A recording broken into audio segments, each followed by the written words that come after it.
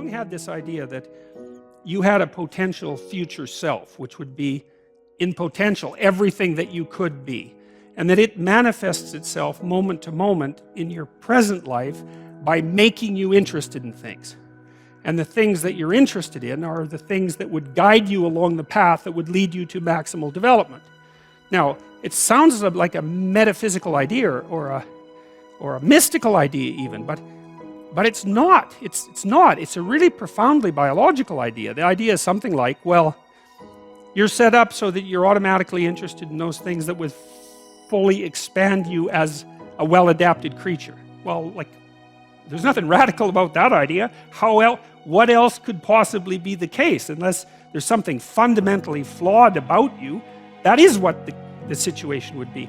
It's kind of interesting to think about how that would be manifest moment to moment, but the idea is something like, well, your interest is captured by those things that lead you down the path of development. Well, that better be the case. Okay, so that's fine. And so there's some utility in pursuing those things that you're interested in. That's the call to adventure, let's say.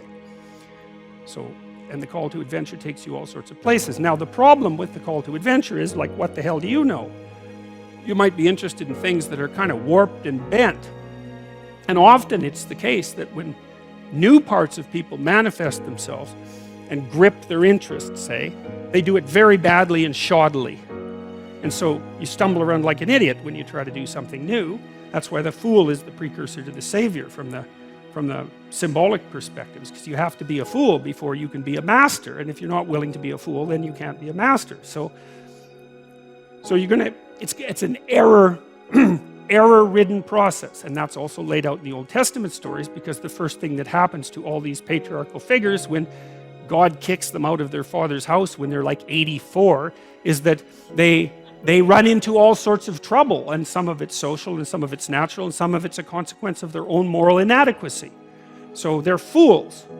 But the thing that's so interesting is that despite the fact that they're fools, they're still supposed to go on the adventure, and that they're capable of learning enough as a consequence of moving forward on the adventure so that they straighten themselves out across time.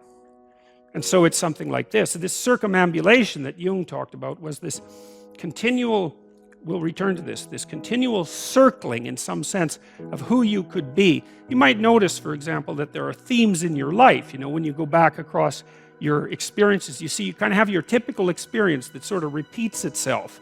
And there might be variation on it, like a musical theme, but it's like you're circling yourself and getting closer to yourself as you move across time. That's the circumambulation. Now, you remember that for a sec, because we'll go back to it. Okay, so imagine that something glimmers before you. It's an interest that's dawning, and you decide, well, first of all, you're paralyzed. You think, well, how do I know if I should pursue that? It's probably a stupid idea. And the proper response to that is, you're right, it probably is a stupid idea, because almost all ideas are stupid. And so the probability that as you move forward on your adventure that you're going to get it right the first time is zero. It's just not going to happen. And so then you might think, well, maybe I'll just wait around until I get the right idea, and which people do, right? So they're like 40-year-old, 13-year-olds, which is not a good idea. And so they wait around until it's waiting for Godot, until they finally got it right. But the problem is you're too stupid to know when you've got it right. So waiting around isn't going to help, because even if the perfect opportunity manifested itself to you in your incomplete form, the probability that you would recognize it as the perfect opportunity is zero. You might even think it's the worst possible idea that you've ever heard of anywhere. Highly likely, highly likely. So you have, there's, Nietzsche called that a will to stupidity, which I really liked.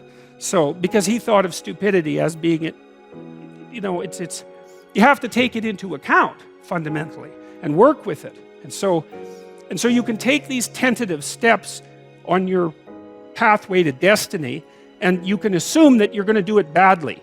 And that's really useful, because you don't have to beat yourself up. It's pretty easy to do it badly. But the thing is, it's way better to do it badly than not to do it at all.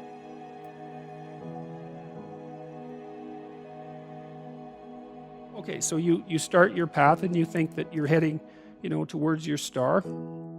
And so you go in that direction. And then, because you're here, the world looks a particular way, but then when you move here, the world looks different, and you're different as a consequence of having made that voyage. And so what that means is that now that thing that glimmers in front of you is going to have shifted its location, because you weren't very good at specifying it to begin with, and now that you're a little sharper and more focused than you were, it's going to reveal itself with more accuracy to you. And so then you have to take a, it's almost like a 180-degree reversal. But it isn't, because, you've gone this far, and that's a long ways to get that far. But that's a lot farther than you would be if you just stayed where you were, waiting. And so it doesn't matter that you overshoot continually, because as you overshoot, even if you don't learn what you should have done, you're going to continually learn what you shouldn't keep doing.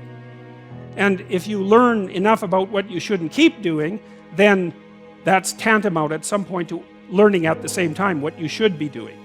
So it's okay. So it's like this.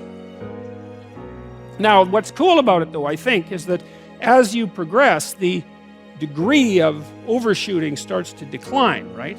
And that we know that there's nothing hypothetical about that. As you learn a new skill, like even to play a song on the piano, for example, you overshoot madly. You're making all sorts of mistakes to begin with, and then the mistakes, they disappear. There's a great TED Talk, I think it was, about this guy set up a really advanced computational recording system in his home and recorded every single utterance his young child made while learning to speak. And then he put together the child's attempts to say certain phonemes and put them in a list, and you can hear the child deviating madly to begin with, and then after hundreds and hundreds of repetitions just zeroing right in on the exact phoneme. So, you might not know this, but when kids babble, because they start babbling when they're quite young, they babble every human phoneme, including all sorts of phonemes that adults can't say. And then they die into their language, so that after they learn, say, English, then there's all sorts of phonemes they can no longer hear or pronounce, but to begin with, it's all there, which is really quite interesting. But so as they learn a particular language, they zero in on the proper way to pronounce that, and their errors minimize. And every time you learn something, that's how it is. And that's really useful to know too, because it means that it's okay to wander around stupidly before you fix your destination.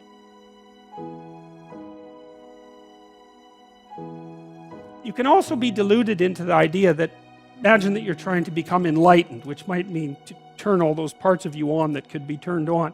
You think, well, that's just a linear pathway uphill. It's just from one success to another. No, it's not. It's like, here you are, and you're not doing too badly, and the first step is a complete bloody catastrophe. It's worse. And then maybe you can pull yourself together, and you hit a new plateau, and then that crumbles and shakes, and bang, it's worse again. And so, because part of the reason that people don't become enlightened is because it's punctuated by intermittent deserts, essentially, by intermittent catastrophes. And if you don't know that, well, then you're basically screwed, because you go ahead on your movement forward and you collapse, and you think, well, that didn't work, I collapsed. It's like, no, that's par for the course. It's not indication that you failed, it's just indication that it's really hard.